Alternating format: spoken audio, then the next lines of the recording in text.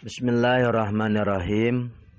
Mari kita lanjutkan pengajian Jam'ul Jawami Juz 1 halaman 30. Al-kalamu utawi pembahasan iku pil muqaddimati tetep ing dalem mertelakeun piro-piro muqaddimah permulaan. Ibtataha memulai musonib ha ing muqaddimah bi ta'rifi usulil fikih dengan mendefinisikan usul fikih.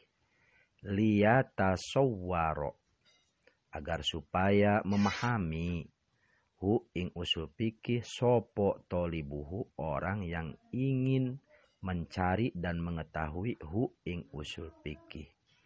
Nasawurnya memahami bima dengan sesuatu yad batu yang bisa malanggeran, yang bisa mencakup itu masa ilahu ing piro-piro masalehe usul fikih al-kasiro takang akeh iku masail. Liyakuna, kenapa harus tasawur? Liyakuna, agar supaya ayat itu si tolib iku ala basirotin mawas diri dan sungguh-sungguh pitatol biha ing di dalam mencarinya itu masail. Karena lauta tollaba, jikalau mencarinya si tolibha ing masail qabla dobtiha, sebelum didobitnya, sebelum dikurungnya itu masail, lam ya'man, maka tidak akan aman si tolib min pawatama yarjihi, terhadap ketinggalannya perkara yarji yang mengharapkan si tolib hi ing emak. Wadia al-wakti, dan tidak akan aman dia al-wakti terhadap rupaknya waktu, sia-sianya waktu, bima digunakan di dalam perkara layakni yang tidak penting itu emak hi ing tolib. Oke, sebelum kita lanjutkan logatnya, kita bahas dulu. Seperti yang kita sudah bahas kemarin bahwa musonib dalam kitab Jam'ul Jawami'nya terbagi dua bagian. Yang pertama yaitu bagian muqaddimah, yang kedua yaitu bagian maqasid dari materi usul fikih. Nah, dalam muqaddimah nanti musonib membahas tentang ta'rif usul fikih, tentang membahas hukum, tentang membahas pembagian hukum, akan membahas apa itu dalil, akan membahas tentang idrok, dan insya Allah nanti saya akan skemakan kitab Jam'ul Jawami ini supaya mudah dipahami. Yang kedua, Jam'ul Jawami ini bagian yang kedua yaitu substansi dari materi usul fikih, yaitu yang disebut maqasid usul fikih, di mana musonib dalam maqasidnya itu terbagi dari 7 kitab atau 7 bab. Bab pertama akan menerangkan tentang dalil Al-Quran, yang kedua dalil sunnah, yang ketiga akan menjelaskan dalil ijma, yang keempat akan menjelaskan dalil qiyas, yang kelima akan menjelaskan tentang dalil istidlal, yang keenam akan menjelaskan tentang ta'adul dan tarojih, yaitu konfrontasinya dalil dan bagaimana solusinya, memecahkannya. Terus yang ketujuh akan menjelaskan tentang ijtihad. Di dalamnya akan menjelaskan tentang syarat-syarat ijtihad. Terus di akhir bab ketujuh itu musonib akan menjelaskan tentang usuluddin atau ilmu tauhid, dan kitab Jam'ul Jawami ini ditutup dengan bab tasawuf. Jadi kumplitlah Jam'ul Jawami itu, yaitu usul fikih, usuluddin, dan tasawuf. Oke, kita lanjutkan. Ibtataha bi ta'rifi usulul fikih. Musonib memulai kitab muqaddimahnya yaitu dengan mendefinisikan usul fikih. Kenapa harus definisi usul fikih dulu? Liyatasawwarohu tolibuhu bima yadbatu masailahu al-kasiro. Karena supaya memahami dulu si santri yang ingin mempelajari usul fikih, supaya memahami masalah usul fikih yang banyak. Artinya sebelum kita memahami materi usul fikih harus tahu dulu apa itu usul fikih, agar supaya tahu apa sih yang akan dibahas di dalam usul fikih, yaitu ternyata banyak sekali materi-materi usul fikih. Nah, sebelum ngaji usul fikih materinya harus tahu apa-apa saja yang materi yang akan dibahas usul fikih. Ya harus tahu anu gitu. Materi yang dalam usul fikih itu akan menerangkan tentang dalil kitab, akan menerangkan tentang dalil sunnah, ta'arud, taroji, istidlal dan sebagainya. Nah, saking banyaknya maka tidak mungkin kita santri mengetahui yang sangat banyak itu satu persatu. Makanya supaya singkat, cukup dengan sebuah definisi. Jadi singkat waktunya, tidak memakan waktu yang sangat banyak. Ketika tidak memakan satu waktu yang sangat banyak, akhirnya kita bisa langsung membahas tentang substansi atau materi dari usul fikih. Gitu. Jadi sekali lagi, musonif pemberi ta'rif usul fikih itu karena tujuannya supaya si santri yang ingin mempelajari usul fikih mengetahui apa-apa saja sih masalah usul fikih itu, materinya apa saja. Gitu. Emang kenapa sih harus mengetahui masalah usul fikih dulu? Liyakuna ala basiratin pitatulubiha. Agar supaya si santri tersebut, si tolib tersebut, sungguh-sungguh dia itu dalam mempelajari masalah-masalah usul fikihnya. Idlaw tatallabah qabla dubtiha lam ya'man pawatama yarjihi. Karena jikalau si santri itu mencari masalah usul fikih sebelum masalah usul fikih itu dipager, sebelum masalah usul fikih itu dirangkum seluruhnya, maka waktunya habis dong. Artinya si tolib tidak aman. Artinya tujuannya tidak tercapai. Apa tujuan si tolib, si santri? Ingin memahami, ingin bisa tentang materi usul fikih. Sebelum memahami materi usul fikih harus tahu dulu apa sih materi-materi usul fikih. Nah, mengetahui materi-materi usul fikih itu juga saking banyaknya akhirnya memakan waktu yang sangat banyak. Ketika memakan waktu yang sangat banyak, akhirnya kapan sih ingin belajar materinya? Waktu habis untuk sekedar mengetahui apa saja materi-materi usul fikih. Akhirnya tujuannya tidak tercapai. Maka pantas cukup dengan sebuah ta'rif akan singkat. Si santri dengan ta'rif tersebut akan mengetahui, oh ternyata ini masalah materi usul fikih tentang ini. Cukup dengan materi, waktu singkat, akhirnya si tolib bisa langsung mempelajari inti atau substansi materi usul fikih. Lah kita lanjut. Faqala maka berkata musonif, usulul fikhi utawi usul fikih ai alpanu utawi pan al-musamma yang dinamai itu pan bihadal laqomi dengan ini nama, al-musyiri yang memberitahu ini laqob bimadihi atas kepada terpujinya itu usul fikih.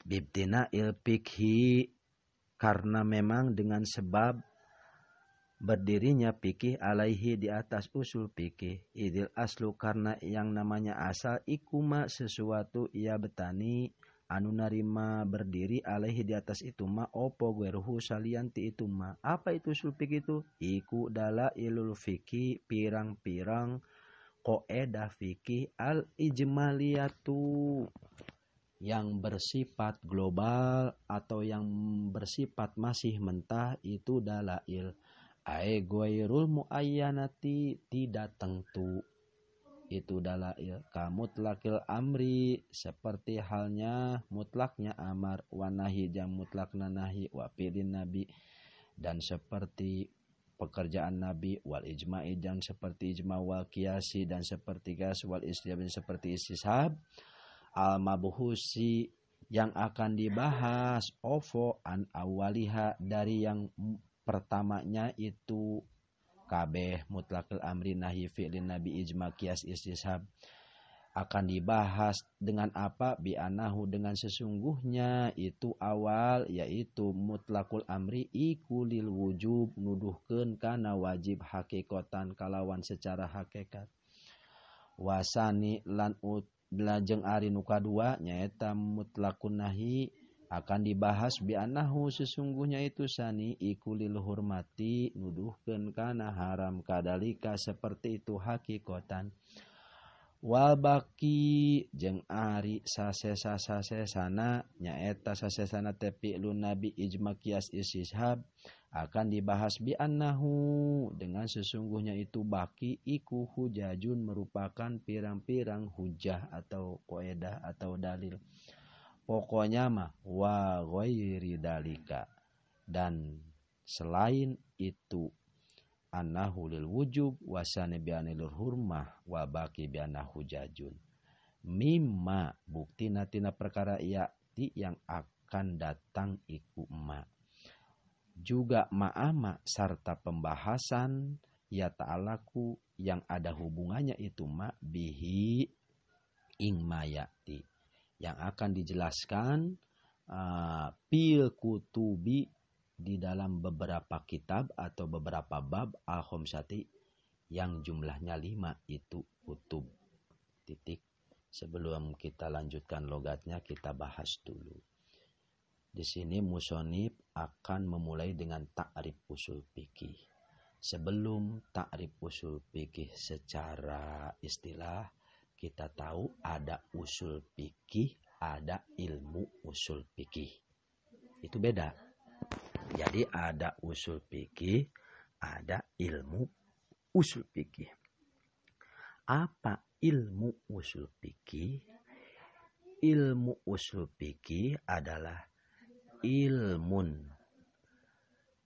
an kaifiyatis tinbatil ahkamis syar'iyyah minal kitab was sunnah wal ijma wal qiyas, yaitu ilmu tentang tata cara pengambilan hukum dari Al-Quran, pengambilan hukum dari hadis, pengambilan hukum dari ijma, dan pengambilan hukum dari sunnah. Itulah usul fikih.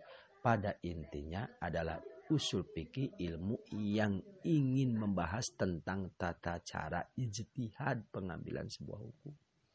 Seperti kita ambil contoh bagaimana Imam Syafi'i dalam tata cara pengambilan sebuah hukum dari ayat Al-Quran aula mastumun nisaa.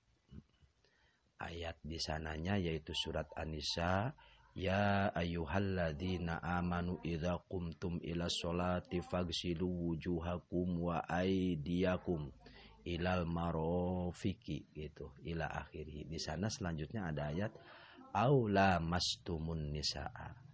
Di sana Allah menjelaskan tentang batal wudu jikalau la mastumun nisaa, yaitu dengan bisa batal wudu lamun orang nyabak istri. Di sana Imam Syafi'i memaknai lamastu teh dengan cara hakikat dan majaz. Artinya lamsu secara hakikat maknana al-jassu biliyad, nyabak dengan tangan, yaitu meraba dengan tangan kepada perempuan batal wudu. Juga dimaknai dengan majaz, yaitu makna lamsu itu artinya al-jima, bersenggamanya suami terhadap istrinya atau siapa lelaki terhadap perempuan itu bisa batal wudu. Jadi Imam Syafi'i memaknai lamsu itu hakikat dan juga majaz. Berbeda dengan Abu Hanifah, Imam Abu Hanifah memaknai lamsu teh dengan makna majazi to, tidak makna hakikat. Makanya Imam Abu Hanifah tidak membatalkan jikalau lelaki meraba kulit atau dari istri dari sebuah perempuan tidak batal. Dan tapi jikalau jima bisa membatalkan, karena memang Abu Hanifah memaknai lamsu itu dengan makna majazi, lamsu itu al jima. Nah itu contoh proses pengambilan hukum dari Al-Quran. Contoh kedua, proses pengambilan hukum dari hadis, yaitu Imam Syafi'i mewajibkan niat dalam wudhu. Akan tetapi Imam Abu Hanifah tidak mewajibkan niat dalam wudhu. Itu perbedaan. Kalau ijtihad kan perbedaan. Padahal sama-sama Imam Syafi'i dan Imam Abu Hanifah berpegangnya terhadap sebuah hadis. Apa hadisnya? Innamal a'malu binniyat. Bisa sahnya amal itu tergantung niat. Sepakat bahwa sahnya amal tidak tergantung niat. Akan tetapi amal itu kan ada dua. Ada amal yang ta'abudi, yang kedua ada amal yang mu'allali. Yaitu amal ta'abudi itu amal yang belum diketahui alasan elatnya. Itu dikerjakan hanya ta'abudi aja, turut patuh kepada Allah aja. Seperti apa amal ta'abudi? Seperti sholat harus pakai bahasa Arab, ya memang dari sana bahasa Arab, udah turut aja gitu. Seperti sholat subuh 2 rakaat, sholat duhur 4 rakaat, itu ta'abudi. Menurut kita, karena duhur itu kan kita sudah kerja capek, ya seharusnya 2 rakaat. Subuh kan kita bangun tidur tenaganya masih banyak, seharusnya 4 rakaat. Kenapa? Tetap kata Allah, subuh tetap 2 rakaat, duhur 4, itu ta'abudi. Udah nurut aja ke Allah. Jadi ta'abudi itu amal yang belum diketahui alasannya. Kalau mu'alali yaitu amal yang sudah diketahui alasannya oleh para ulama ataupun dikasih tahu oleh Rasulullah atau oleh Allah alasannya. Seperti mu'alali itu kenapa khamr diharamkan? Karena memang dapat merusak akal pikiran kita, yang mana akal pikiran kita itu disuruh oleh Allah untuk dijaganya gitu. Nah, makanya diharamkannya khamr, kenapa? Ya elatnya diketahui karena supaya bisa menjaga akal. Yang akal itu diperintah oleh Allah untuk dijaganya. Oke. Imam Syafi'i dan seluruh imam-imam yang 4 sepakat bahwa amal ta'abudi itu harus dibarengi niat. Juga imam-imam yang 4 itu, Abu Hanifah sampai Imam Malik, sepakat bahwa amal yang mu'allali itu gak harus niat. Makanya innamal a'malu binniyat tafsirannya amal-amal yang ta'abudi harus niat. Itu tafsiran hadisnya. Karena para imam berpendapat bahwa kalau amal ta'abudi harus niat. Kenapa harus niat? Karena kan ta'abudi itu tidak diketahui alasannya. Kenapa harus niat? Untuk membedakan mana ibadah dan bukan mana lain ibadah. Gitu. Karena mungkin nanti ada orang bergerak seperti gerakan sholat, nanti senam seperti gerakan sholat disebut sholat. Nah gitu. Nah untuk membedakan makna gerakan sholat mana bukan sholat, yaitu dengan niat. Gitu. Makanya sepakat para ulama kalau amal ta'abudi harus niat, kalau amal mu'alali gak harus niat. Nah sekarang kenapa Imam Abu Hanifah dengan Imam Syafi'i berbeda pandangannya? Karena menurut Imam Syafi'i, kenapa Imam Syafi'i mewajibkan niat? Karena menurut Imam Syafi'i, kenapa dalam wudu gitu? Kenapa dalam ibadah wudu Imam Syafi'i mewajibkan niat? Karena menurut Imam Syafi'i wudu itu termasuk amal yang ta'abudi. Ketika wudhu itu amal ta'budi, ya harus niat sebagaimana kesepakatan para ulama. Menurut Abu Hanifah, wudhu itu amal mu'allali. Sudah diketahui elatnya. Karena kita akan menghadap Allah, ya harus bersih, ya harus wudhu. Oleh karena itu menurut Abu Hanifah, karena wudhu itu amal mu'allali, gak harus niat sesuai dengan kesepakatan. Nah itu contoh pengambilan para ulama dari hadis proses pengambilan hukum. Kita mah sudah tahu fikihnya bahwa niat dina wudu madhab Syafi'i, niat kalau dina madhab Hanafi tidak wajib niat. Prosesnya seperti itu. Jadi antara fikih dan usul fikih itu sama sih, bahan-bahannya sama Al-Quran hadis. Akan tetapi proses pembuatannya yang beda. Seperti ada orang si Jaid dan si Bakar. Si Jaid dikasih beras sama, si Bakar dikasih beras. Tolong Jaid Bakar, Bapak Bakar bikin sebuah kue, bikin sebuah makanan dari beras tersebut. Sama bahannya dari beras si Jaid, si Bakar dari beras. Akan tetapi si Jaid proses pembuatan makannya beda, yaitu dengan cara diaduk, jadilah bubur ayam. Tapi si Bakar mah prosesnya karena beda dengan si Jaid, jadilah makanannya namanya sorabi. Tuh, hasil pikirnya beda padahal bahannya sama beras. Nah, itu perbandingannya seperti itu. Karena proses usul fikih yang beda, maka fikihnya menjadi beda. Makanya ada kaidah yahtalifu pil usul tahtalifu pil furu. Jikalau beda usul fikihnya, maka dalam fikihnya juga beda. Oke, kita lanjut. Tadi udah definisi ilmu usul fikih. Sekarang kita akan membahas tentang definisi. Tadi ilmu usul fikih, sekarang akan membahas tentang usul fikih. Sebelum membahas usul fikih, kita bahas dulu usul itu kan, usul fikih berasal dari dua kata, yaitu kata usul dan kata fikih. Usul itu jamak dari kata aslun. Nah, usul itu kan jamak dari kata aslun. Apa itu aslun? Nah, aslun adalah ma yanbani alaihi ghairuhu atau ma yubna alaihi ghairuhu, yaitu sesuatu yang didirikan sesuatu yang lain di atasnya, seperti sesuatu itu pondasi rumah. Nah, itu aslun, pondasi rumah. Karena didirikan di atas pondasi itu bangunan rumahnya. Nah, berarti pondasi itu asal. Kalau dalam pohon itu asal itu akarnya. Itu disebut asal.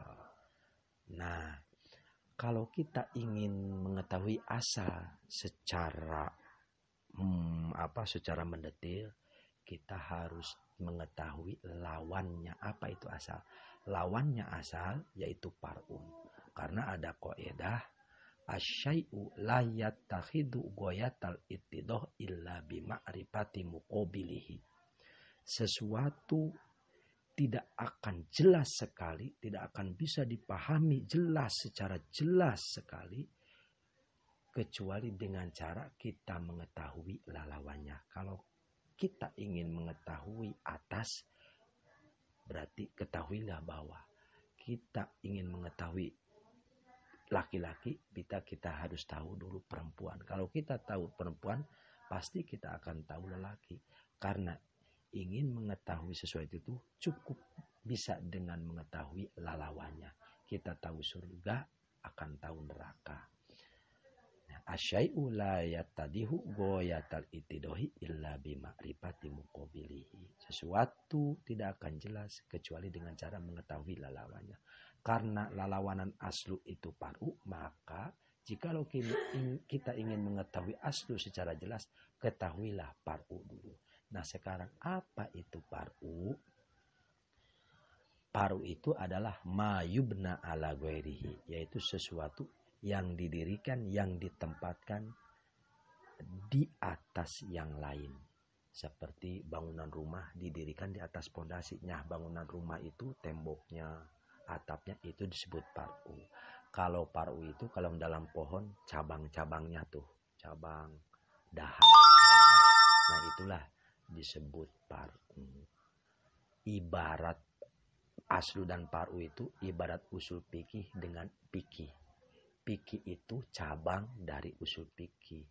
Adanya fikih karena ada usul fikih, karena ada dasarnya, ada asalnya, yaitu usul fikih. Fikih mah cuma par'u. Oke, itu takrif aslu. Nah, sekarang aslu, ada aslu secara istilah. Aslu secara istilah suka dimaksud dalil yang rojih, bisa dimaksud qaedah, juga bisa dimaksud istishab. Jadi kalau ada al aslu menurut istilah bisa dimaksud al aslu itu dalil. Juga al aslu bisa dimaksud qaul rojih. Juga bisa dimaksud aslu itu qaedah. Dalam kitab-kitab fikih kan ada bahasa al aslu qoblal ijma'i. Nah gitu. Al aslu qoblanya. Dalilnya sholat sebelum dalil diijmakan oleh para ulama, yaitu aqimus sholah. Seperti itulah. Nah sekarang akan membahas fikih, tapi tidak akan bahas sekarang fikih. Nanti di depan ada tempatnya. Yang akan dibahas oleh saya sekarang yaitu definisi usul fikih secara istilah. Apa itu usul fikih? Musonif menakrifkan usul fikih adalah dalailul fikhil ijmaliyatu, yaitu qaedah fikih yang masih global, yang masih mentah. Dalailul fikih maksudnya qaedah fikih. Seperti apa qaedah fikih itu? Seperti al aslu lil amri, apa? Al amru lil wujub hakikotan. Seperti itu. Al amru lil wujub hakikotan. Yang namanya amar, ketika ada segat amar itu menunjukkan terhadap hukum wajib hakikotan secara asal, secara hakikat. Nah itu contoh qaedah fikih. Tapi ingat qaedah fikihnya usul fikih itu al-ijmaliyah, yang masih mentah, yang masih global. Maksud ijmaliyah itu yaitu belum ada bentuk qaedahnya. Padu aya ieu we padu aya non al amru lil wujub hakikotan. Mana amarnya mana? Belum ada. Terus yang memerintahnya siapa? Belum ada. Yang diperintahnya siapa? Tidak ada. Memerintahkan apa? Tidak ada. Berarti masih mentah. Masih global, yaitu al-amru lil wujub hakikatan. Nah itu namanya usul fikih karena qaedahnya masih global.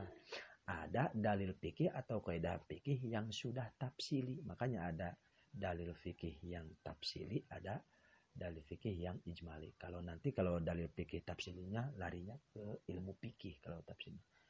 Contoh yang tafsili yang sudah tafsili yaitu seperti ada aqimus sholah, perintah terhadap sholat. Itu perintahnya ada aqimus sholah, sudah jelas. Disebutkan aqimus sholah bentuk perintahnya. Terus yang memerintahkannya Allah, terus yang diperintahkannya mukallaf sudah jelas ada. Diperintahkan apa untuk sholat sudah ada. Ya itu tafsili. Maka aqimus sholah bukan usul fikih itu bukan.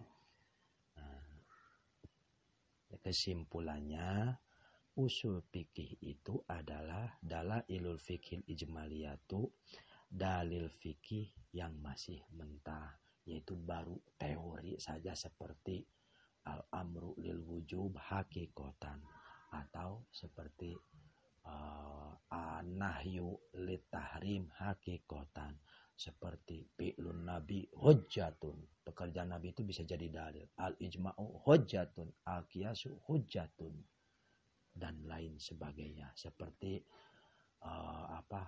al mutlaqu muqaddamun alal muqayyad, lapad yang mutlak harus didahulukan terhadap lapad muqayyad. Nah itu tuh qaedah-qaedah itu.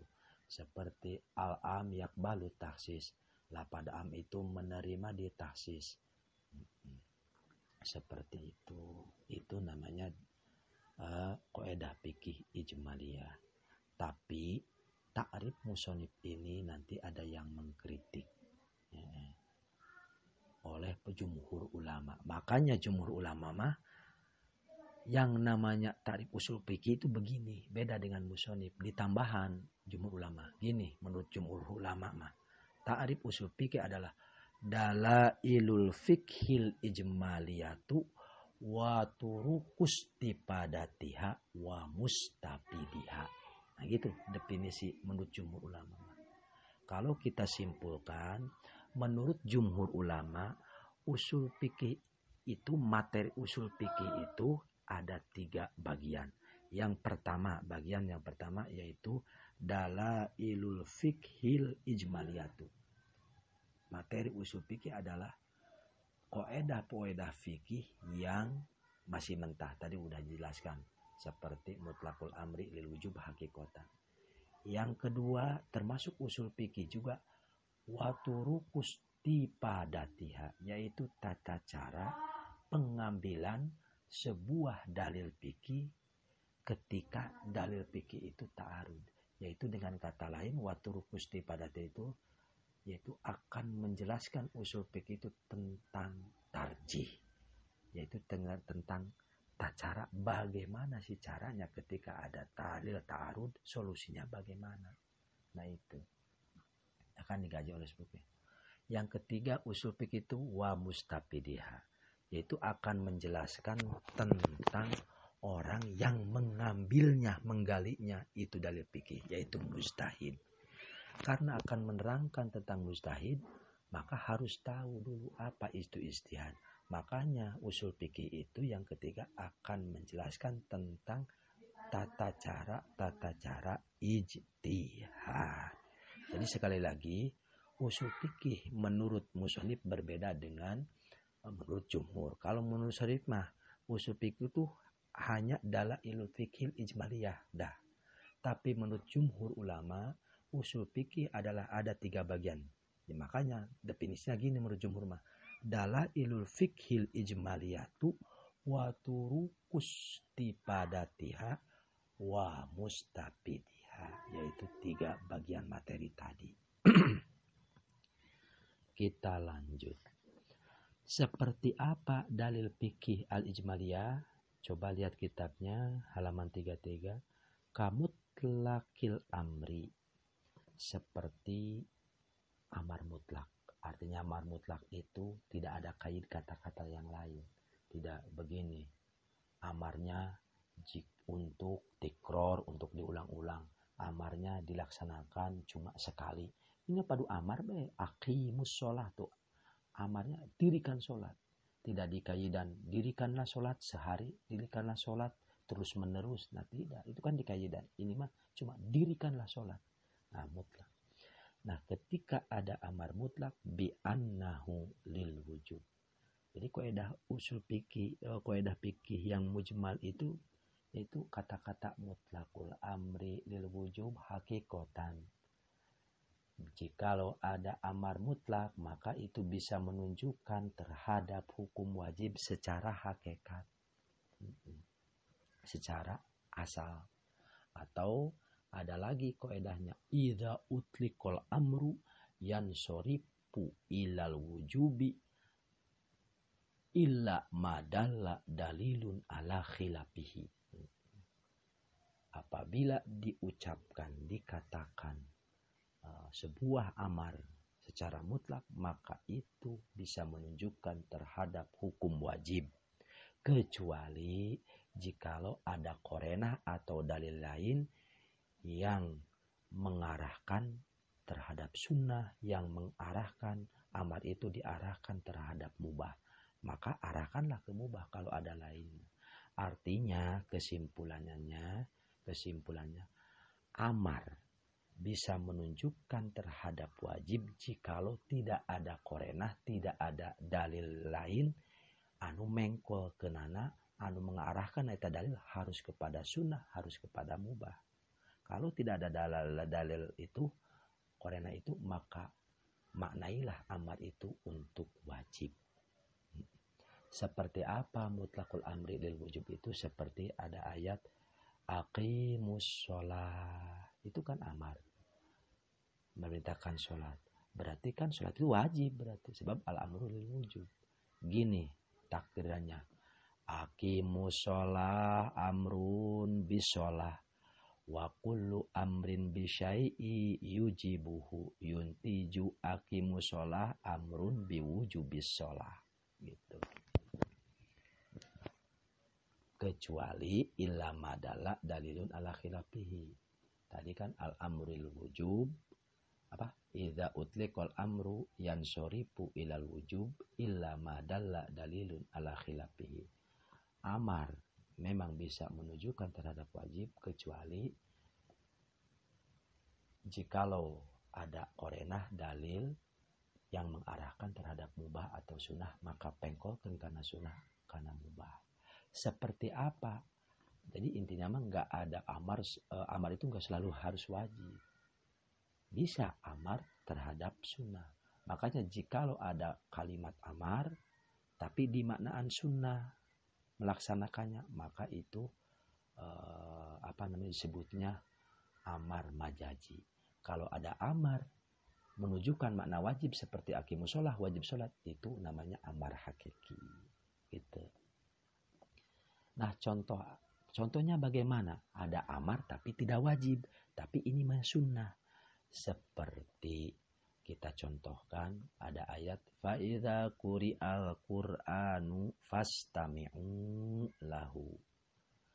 Jikalau dibacakan Quran, menurut riwayat Ibnu Abbas mah, jikalau dibacakan khutbah fastami'u lahu. Nah, kita pegang Ibnu Abbas dulu ya. Jikalau dibacakan khutbah fastami'u lahu, maka dengarkanlah. Nah, istami'u kan fil amar. Al-amru lil wujub berarti mendengarkan khutbah hukumnya wajib. Tapi ada dalil yang mengarahkan istami'u itu mendengarkan khutbah itu tidak jadi wajib. Jikalau seumpamanya sudah 40 orang yang mendengarkannya, maka yang lainnya hukumnya sunnah. Maka pastami itu dimaknai sunnah mendengarkan. Mana dalil anu mengkol kenana?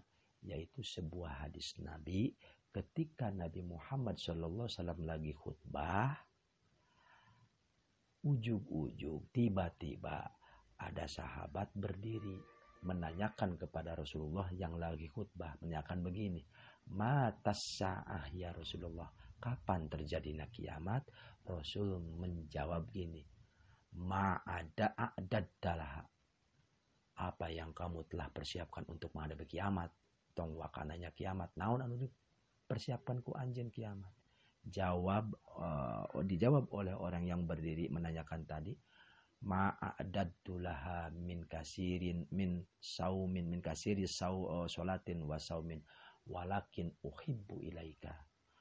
Memang aku Rasul belum mempersiapkan yang banyak sholat puasa dan yang lain-lainnya untuk menghadapi kiamat, tapi aku lakin uhibbu ilaika, akan tetapi aku mencintaimu. Terus Rasul menjawab, almar'u ma'aman ahabba. Orang nanti di akhir kiamat itu akan bersama dengan kekasihnya. Artinya jikalau kamu wahai sahabat mencintai aku, maka kamu akan bersamaku selamat nanti di akhirat. Seperti itu. Nah, kita kaji. Coba bayangkan, ketika Nabi khutbah ada yang bertanya. Tuli Nabi menjawab. Artinya dialog Nabi itu dengan sahabat tadi yang bertanya. Jikalau memang khutbah itu wajib untuk didengarkannya, maka yakin Rasul tidak akan menjawab pertanyaan sahabat tersebut dan akan langsung menegur terhadap sahabat tersebut, jangan banyak bertanya, kamu diam karena saya lagi khutbah. Tapi kan tidak, kenyataannya Rasul berdialog, lagi khutbah itu berdialog dengan orang tersebut. Ini menunjukkan, hadis ini menunjukkan bahwa mendengarkan khutbah itu hukumnya sunnah. Artinya sunnah teh memang jikalau sudah 40 orang, ada 40 orang yang mendengarkan khutbah. Nah, itu contoh dari pastamiu dipengkolkeun ku hadis Nabi lain karena wajib tapi dipengkolkeun karena sunnah. Contoh kita bikin contoh lagi. Kita kasih contoh ada amar tapi tidak wajib, justru larinya ke mubah. Seperti Seperti dalam surat dalam Al-Qur'an ada, kalau tidak salah surat Al-Jumu'ah ya. Di sananya kan ayatnya fa idza qudiyatis sholatu idza nudiya lis sholati min yaumil jumu'ati pas'au ila dzikrillahi wa dzarul bai'a ila akhir. Terus kesananya ayatnya fa idza qudiyatis sholatu fantashiru. Awal ayatnya kan memerintahkan untuk sholat Jumaah. Makanya Allah melarang wadarul baya, melarang tinggalkanlah jual beli kalau sudah masuk khutbah Jumaah. Nah, terus lanjutan ayat tersebut adalah begini. Faida qudiyatis sholatu fantashiru. Jikalau sudah dilaksanakan sholat Jumat, fantashiru fil wabtaghu min fadlillah. Nah, di sana ada ayat wabtaghu, yang jadi contoh ini wabtaghu min fadlillah. Carilah olehmu rizki. Wabtaghu itu fi'il amar. Wabtaghu fi'il amar. Kita diperintahkan untuk mencari uang, mencari rezeki. Apakah wajib? Enggak. Lihat. Ibtaghu fi'il amar. Awalnya kaidahnya mutlaqul amri lil wujub hakikatan. Memang secara asalnya, secara hakikat amar itu untuk wajib. Tapi amar tersebut aya nu mengkolkeun kepada hukum mubah. Artinya ayat wabtagu itu tidak dimaknai wajib, tapi dimaknainya mubah.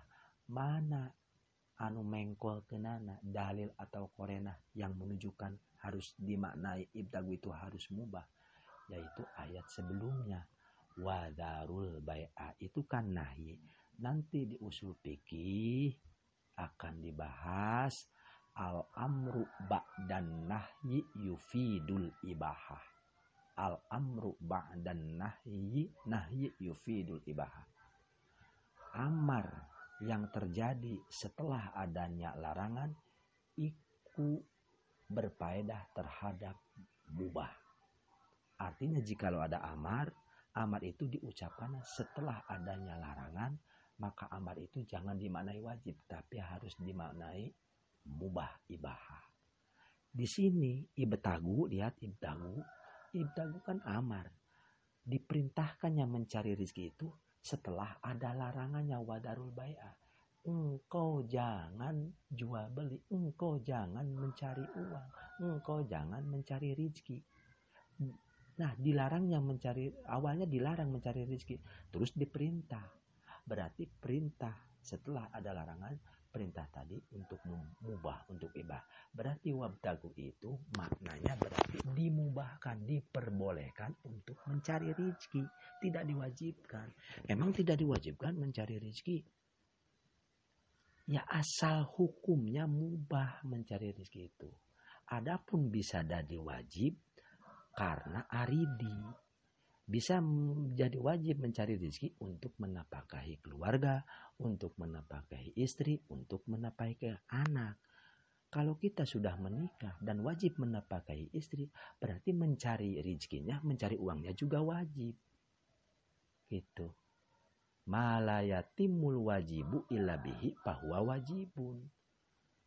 Sesuatu kewajiban tidak akan bisa terlaksana kecuali dengan mengerjakan yang lain, maka yang lain itu menjadi wajib juga.